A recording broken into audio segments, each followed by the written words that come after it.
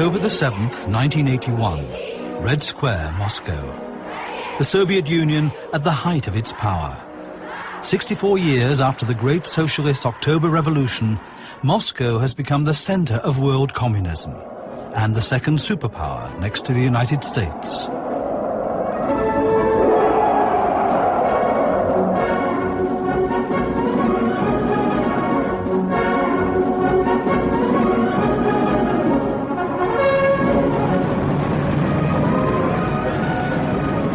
In 1991, tanks are once again rolling through the streets of Moscow, but this time they're aimed at the Russian parliament.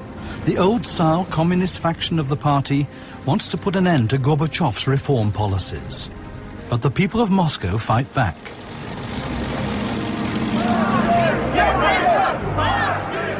Boris Yeltsin, the first president of the Russian Federation to have been elected in free elections, is standing on an armored tank appealing to the people that they resist the tanks of the putschists.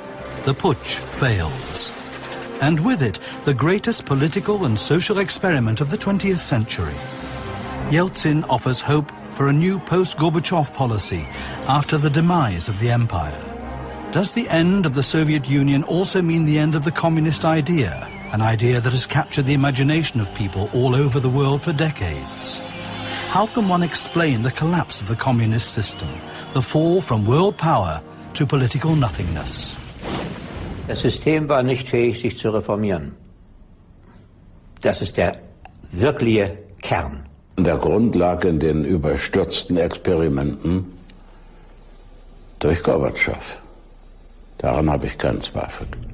I think the notion of creating a perfect society by going counter to human nature is dead.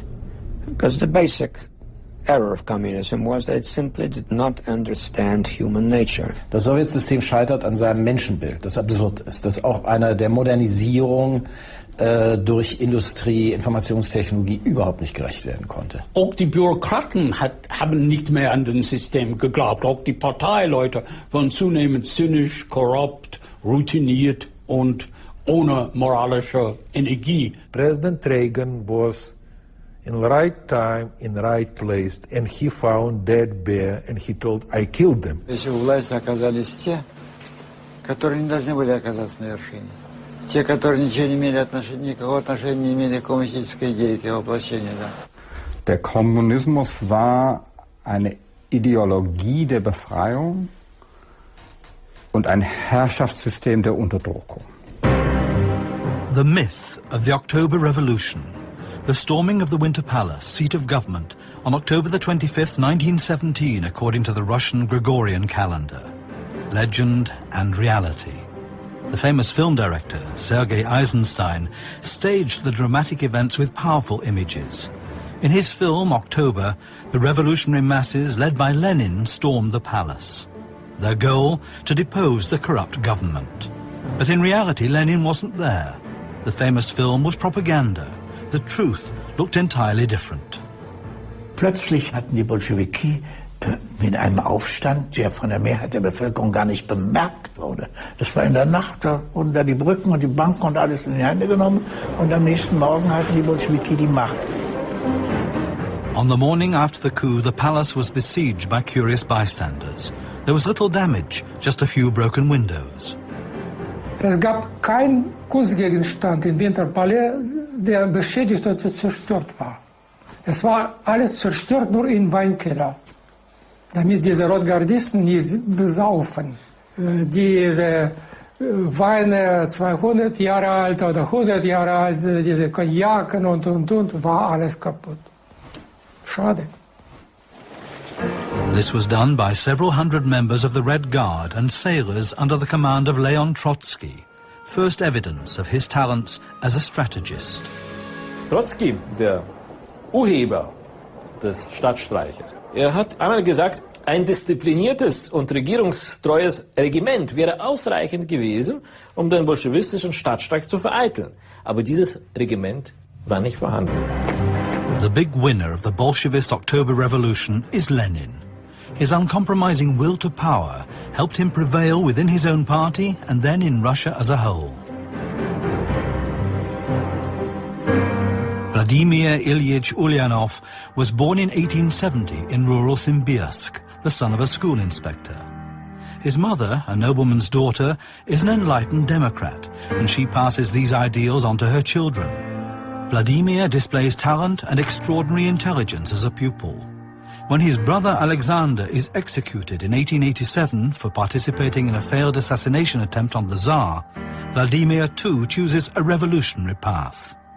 A few years later, he assumes the nom de guerre Lenin. Вот, допустим, возьмите от Ленина до допустим, сказать, до Путина. Ведь все из рабочих, все из крестьян, все из трудовой интеллигенции, но главный Ленин из дворян.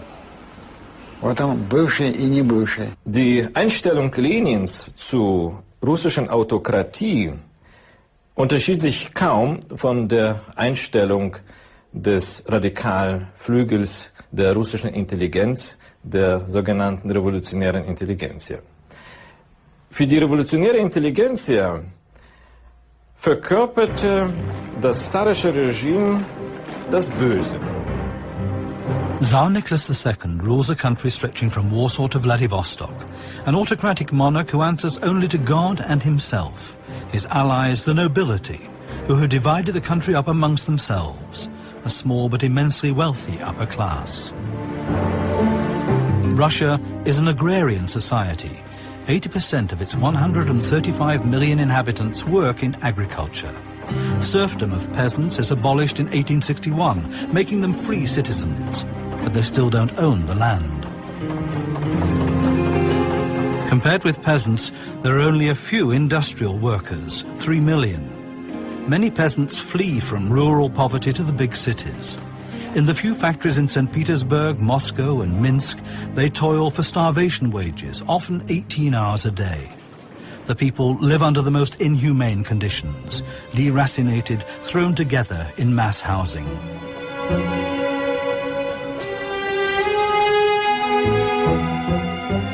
The Tsarist regime resists any attempts to democratize it.